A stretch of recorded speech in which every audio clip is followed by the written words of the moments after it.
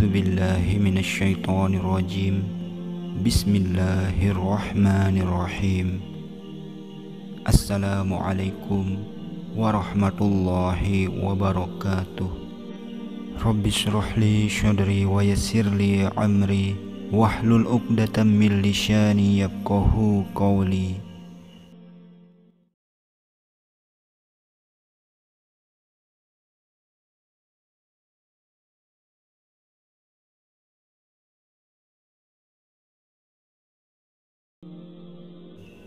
Ketika engkau membaca Al-Quran, mintalah perlindungan kepada Allah dari syaitan yang terkutuk.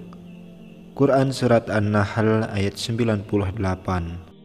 Menurut para ahli tafsir, sebab turunnya ayat di atas terkait dengan peristiwa pada suatu subuh ketika Nabi SAW membaca surat An-Najm dan Al-Lail.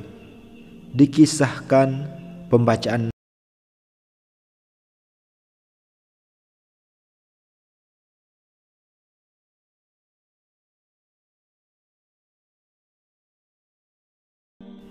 maka apakah patut engkau, hai orang-orang musyrik, menganggap Al-Lata dan Al-Uzza juga Manah yang ketiga, yang paling terkemudian, sebagai anak perempuan Allah? Quran Surat An-Najm ayat 19-20. Kemudian tiba-tiba Nabi terserang kantuk hebat, sehingga dikisahkan setan melontarkan sesuatu ke lidah beliau, membuat beliau melantur dan berucap, "Itulah garanik yang mulia, dan sesungguhnya syafaat mereka diharap." Peristiwa itu membuat kaum musyrik bersuka cita dan menjadi penyebab mereka menguatkan kepemilikan syafaat atas berhala-berhala yang mereka sembah.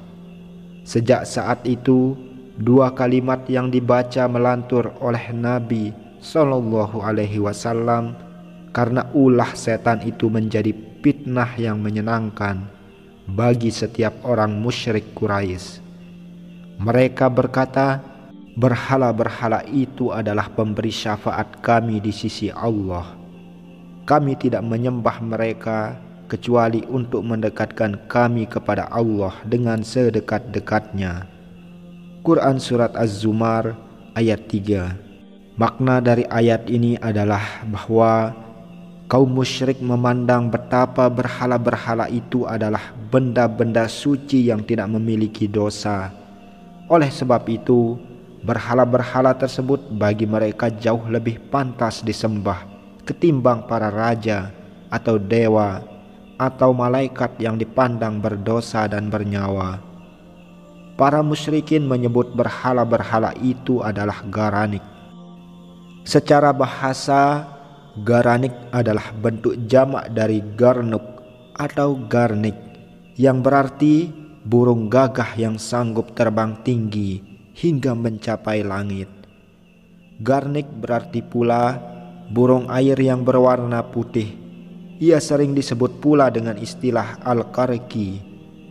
Dalam makna lain, garnik juga digunakan untuk menyebut seorang pemuda tampan. Oleh karena itu, seorang pemuda tampan kerap pula dipanggil garnuk, seperti dalam perkataan Ali radhiyallahu anhu, "Seakan-akan aku melihat garnuk dari suku Quraisy yang bergelora jiwa mudanya." Dikatakan juga garanik adalah malaikat. Orang-orang musyrik berharap para malaikat memiliki syafaat, sebab ada segolongan kaum kafir yang menyembah malaikat.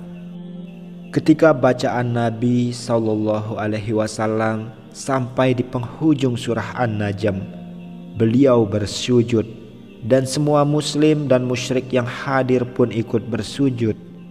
Hanya Al-Walid ibnu Al-Mughirah, seorang kakek renta yang mengangkat telapak tangannya yang penuh tanah, lalu menempelkan keningnya di tangan itu, seraya berkata, "Kami membungkuk seperti Ummu Aiman dan teman-temannya yang melakukannya."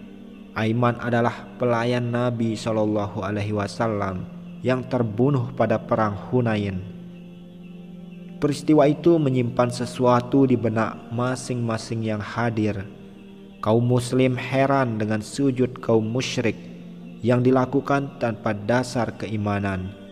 Sementara kaum musyrik merasa senang dengan Nabi dan para sahabatnya, kaum musyrik berpikir Nabi dan sahabatnya bersujud dengan keyakinan kaum musyrik.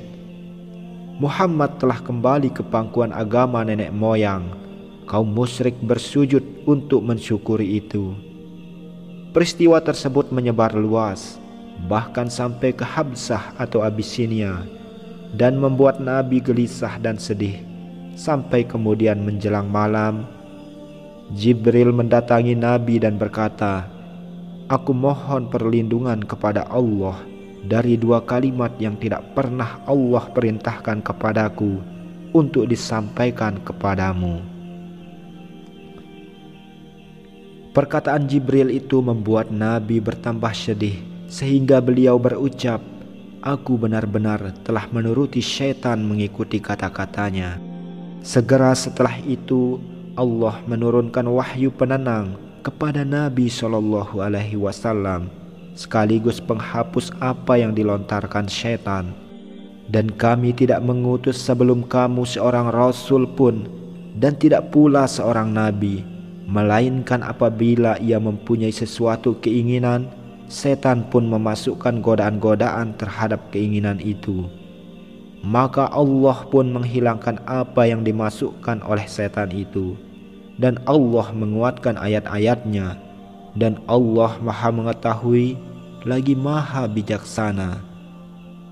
Quran Surat Al-Hajj ayat 52. Setelah Allah membebaskan Nabi dari fitnah setan, orang-orang musyrik kembali pada kesesatan dan kebencian mereka. Allah kemudian memerintahkan Nabi SAW memohon perlindungan kepadanya dari godaan setan yang terkutuk. Allah Subhanahu wa Ta'ala menurunkan wahyu, "Ketika engkau hendak membaca Al-Quran, mintalah perlindungan kepada Allah dari syaitan yang terkutuk." Quran Surat An-Nahl ayat 98. Akhirul qalam, wabillahi taufiq wal hidayah. Assalamualaikum warahmatullahi wabarakatuh.